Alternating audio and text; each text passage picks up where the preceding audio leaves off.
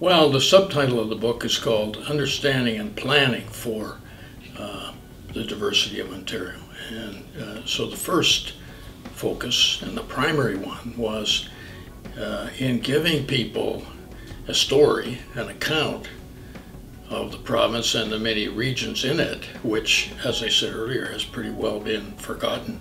And so you have a lot of people who are voting as citizens, thinking about the province as citizens, who don't have a good understanding of the diversity of the province, and so they don't think about what might be done in Toronto and how it would affect the Northeast or how it would affect the Northwest.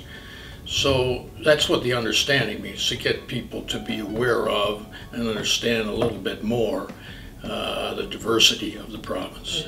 As you know, the book is it has a number of chapters that deal with different regions in Ontario. So with the background of those regions and how they evolved and how they're different from each other, their character.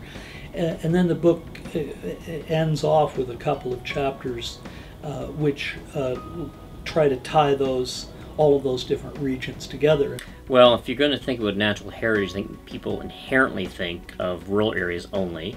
So the way that Gordon Nelson and crew wanted me to write the book was to actually think about how do you integrate that with the actual city itself, but obviously it interacts with the outside world, if you want to call it that, to a certain degree. So my approach was to talk about how the fact that we have cities that have essentially overlain on top of nature, obviously, but they're still dependent upon ecosystem services. So how do you try to maintain or conserve those in a city? It's a really good question. In the past, and I'm talking 20, 30, 40 years ago, there was a fair amount of regional planning that was done in Ontario. Really, in many ways, the metropolitan Toronto, for instance, was a leader in the world. I mean, people came from different parts of the world to study how we were planning on a regional basis, so that you had the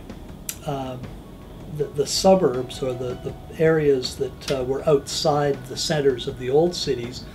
They were contributing part of their tax base to the proper and evolution of the older parts of the cities. Toronto is a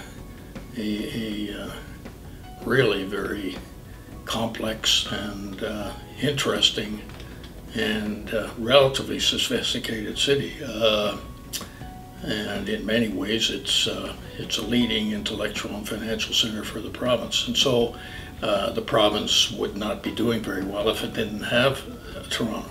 I think in some respects, though, Toronto's just really grown way beyond what originally people envisioned, right? I mean, my dad worked in there in the early 60s, and I mean, he had kind of an interesting vision about where Toronto was going to grow. He always said, you know, you need to build an 18-lane freeway at the north end, and they thought he was nuts, because they said he was never going to grow that far. Well, within the time that I was still there, just born, in the mid-60s, it had already grown to that level. So I think people had no concept that we'd actually have a city in Canada become that large. And as a result, it's amalgamated, it's de-amalgamated, it's amalgamated again. You've got the whole GTA sort of larger expansion, for example, so it's really tough to govern as a result. I learned an awful lot from all these people. That was probably, personally, the most interesting part of the whole project, because they're all exceptional people in their own right. They all know an awful lot about the topics that we're to bring to bear on. So there was a kind of multidisciplinary flavor to the book that I kind of anticipated, but I didn't think that it would be as rich as it was, or that I would learn as much about it as I did. So I think it worked out to be a good effort.